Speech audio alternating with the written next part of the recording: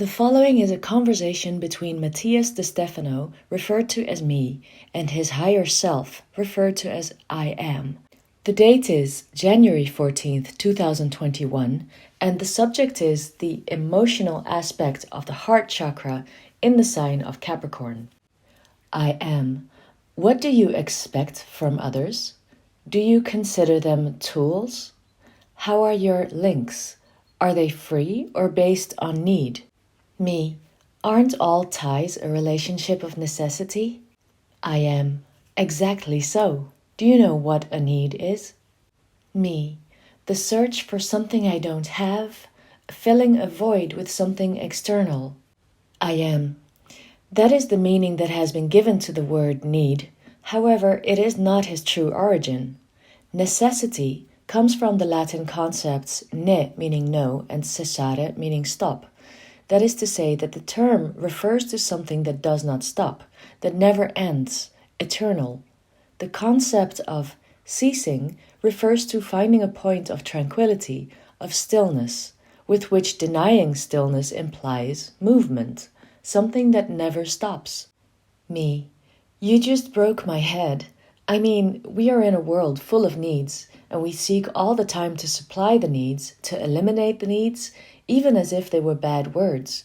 And suddenly, in your explanation, it is almost as if suddenly the need took on a very different meaning. I am. And I'll tell you why. Because the vision you have of the world, culturally speaking, is from negativity, criticism, pain, martyrdom. Depending on the point from which you look at the world, their very words or deeds will take on a much broader meaning. The need seen from the negative speaks of something that cannot find calm, that looks anxious, nervous, and desperately seeks tranquility without ceasing. This is born from the conception that humans, life in general, never stops, and therefore this constant change seeks stability, stillness, security. But from the positive side, what stops, what ceases, gets sick and dies, which gives rise to the word disease. For this reason, it is inevitable to move, to advance. Remember, the axis is in the movement. Stability is found in expansion. Evolution is a necessity because it never stops. It is a constant expansion of learning that takes what is inside out, over and over again. Do you know how to say in Latin the action of expanding again and again? Me. How? I am. Relationship. It comes from the word re, meaning again, latio, meaning to expand or leads towards or extension, and tio, referring to action. This word has the word Latin encoded, which we have used so much. It refers to the flat and extensive region of the Italian peninsula surrounded by the Apennine mountain range, a region called the flat extension, that is, Lazio, which originates the Italian region of Lazio, where the Roman Empire, and therefore the people that emerged from King Romulus, were known as the people of the extensive plain, that is, the Latinus. Today, the word Latin refers to all those that have emerged from the cultures of Lazio, extended to the world by the expansion and global colonization of the Roman cultures, that is, of the Roman Empire, such as France, Italy, Spain, and Portugal. Me. They are all related due to the expansion. I am. That's right. The pulses of terrestrial history, human history, and individual history make things repeat themselves over and over again, like the heartbeat. Me. I remember that in Spanish the word to beat, heartbeat, comes from the Latin ladrar, although philosophically it makes more sense to say that the heart expands and carries blood, which sounds the same, latire. And in brackets it says glatire with the silent G. I am. It's in resonance. The expansion of the heart is a key to understanding relationships. Just as Europe is the heart of the world that in each expansion has conquered others around it, each person is also a heart that expands around them, conquering other hearts. Now, don't you find it strange that when talking about one country conquering another, it is considered an invasion of human rights, but when it comes to the concept of one person conquering another, it is considered romantic? It's absurd, yes. In addition, the word romantic comes precisely from Rome, from the empire, which conquered other peoples. Because in medieval times, the Romance writers, that is, those who used the Roman languages to describe the beauty of the Latin cultures of the Middle Ages, were called Romantics, that is, those who relate to Rome. Since the other Saxon, Ottoman, and Slavic writers were incomprehensible because their languages sounded like blah blah bar bar, and for this reason they were called barbarians, that is, related to those who speak barbar. Wow, we just killed all modern and contemporary romanticism. Love is seen today from an imperialist, macho, dominant, controlling tradition of conquest and inquisition. Mother of God, it's getting worse every time. Haha. I don't know if I want to be romantic anymore. Well, perhaps the word will have to be resignified. You could call it Parisian or Hollywoodistic. Yes, more connected today to those who produce or sell the ideas of love. However, beyond the historical data, we see how the idea that love and relationships are about conquest, romance, having, wanting, has incarnated in the collective subconscious and unconscious. The word conquest arises from conquer, that is to say, from the Latin, to want everything together. When in Spanish one says te quiero, meaning I love you, the word arises from the desire to possess, to take everything for oneself. In English, the equivalent is I want you, although his I love you comes from the sexual need for lust and pleasure. Our whole idea of a relationship is conditioned by the history of dominating another, like when girls between the ages of 11 and 15 were sold or given in marriage to men with land or businesses, as they entered the reproductive stage and thus increased their resources by uniting two families by blood. The men conquered the young girls to ensure their legacy, not for love, just like the teachers who slept with their students to ensure their relationship with the disciples.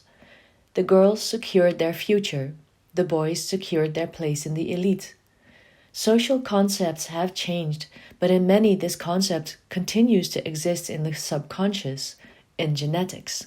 Pedophilia, then, is a cultural heritage that has not been healed in the cellular memory of individuals stuck in a system that prepared boys and girls for a chaotic context 1500 years ago. This conditioned relationships not to be given out of love, but rather for continuity, out of a need for survival and social pressure. Thus, the words romance, conquest, relationship were constructed to describe a social cultural context of ancient times, and which, due to medieval poets, were reused to describe concepts of the soul and not of society. Thus, we have inherited these words for love, and we have passed their ideologies to our relationships. So there are no healthy relationships as such. Let's start from the universal base. Everything is an interconnected network. All are aspects of the one, and therefore there is a continuity of inevitable connectivity, which is the expansion of consciousness, something we will call the first universal relationship between the conscious, the unconscious, and the subconscious.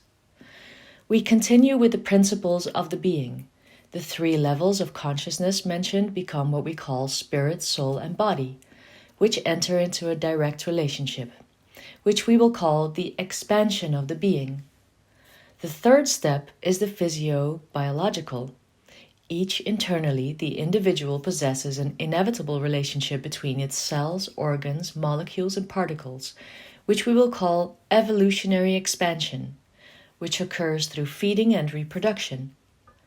The fourth step would be the interaction between individuals.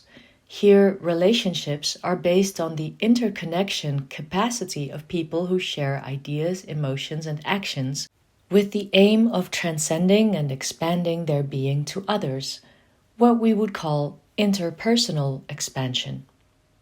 They are all different types of relationship, all related to the intrinsic need to expand one's being, to transcend oneself, to continue, and that without ceasing, that need, that endless, constant, eternal, never ceasing, amor in Latin languages, and produces an enormous divine joy, love in Saxon languages. Me. How do I have a free relationship then?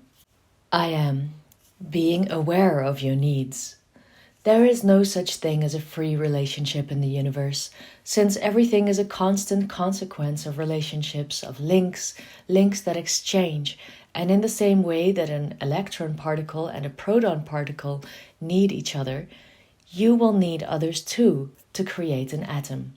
And you will need to expand, open your possibilities of new needs that become molecules, and expand to more relationships that becomes societies, cultures, humanity. The key is not to see how to love freely or free yourself from relationships, but to really understand where and why you join others. Me. There are relationships of various kinds: negative, harmful, positive, family, friendship, love, partner, mastery. How do I know which ones are best for me? I am all, because they are all keys to your expansion. Well, from all of them you learn something new about yourself. Me. Could you say then that I use all my relationships with a personal interest? I remember that when I was a teenager I used to say, people are like steps that you have to climb. Then I felt that it was a horrible thing to think that. I am. Remember, people are just aspects of yourself. If you use them, you're only using yourself. But if you exchange, you are expanding. When a person uses another for their own benefit, he did not understand that all is one. When a person refuses to use others, he in turn is denying the understanding that we are all one. Me. What's the middle ground? I am. Understanding that every relationship arises from a need to expand again, that others are catapults to grow, learn, expand, and you will always get something good out of others when you relate to them. The midpoint is found in knowing how to take advantage of that energy of expansion without believing that to achieve it, you must possess or conquer the other. Me. At the level of empires and nations, it would be like, for example, Spain conquering the Americas to obtain minerals for the European crown, taking away the resources of the Andes and the Rockies, as opposed to the idea of allowing the Andean countries to be free and generating an exchange relationship in which Spain gives something to the Andean countries and they exchange equal value to Spain, in equilibrium. There is a need from both sides, but from the freedom of the other, a healthy relationship of interaction. I am. And the same happens with interpersonal relationships, in which couples, friends, relatives, lovers, who seek to possess, control, dominate the other, conquer by wanting, love by mistrust, fall in love by condition, romanticize by the imposition of affection, a word that originates from the Latin concept of protecting what is lacking in something. All this is the colonization of a free being seeking to obtain a result. And you, conquer or exchange? Me. Honestly, I have used conquest many times in my life, romanticism as a way of using others, of manipulating from emotions and love to obtain the expected results. In many cases, I have related from conditioning, from using the other, that concept of the steps, but I didn't realize this so clearly before. I am. Everyone has ever done it. It's in the cells, in the programming. Me. Now I realize it, but I don't know if I'm free from the mechanism. How do I relate to myself without expecting anything from others? I am. You can't. You always expect something from others in a relationship. Unless. Me. What? I am. That you remember that others are nothing more than aspects of you, and that the only thing you expect from others is what you have not yet discovered in yourself. Me. In that case, I would only expect things from myself, and the others would be the tools to remind me of what I still don't see in myself. I am. There you free others from the weight of being who you expect, because now you know that it is you who projects the need on others, and you can do the same with everyone in this network. Thus, being aware of this, you release others from the weight of being and simply let them be who they are.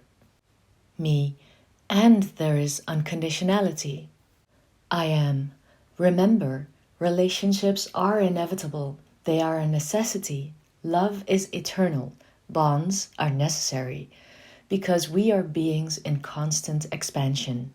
Me, and my heart can only expand freely if instead of conquering others, I invite them to expand with me. I am. Our relationship is constantly expanding. Me, I am expansion, and my home is the expanded heart. I am, and from it you will be able to give that intense hug feeling that the tighter they are, the more free they will feel. My heart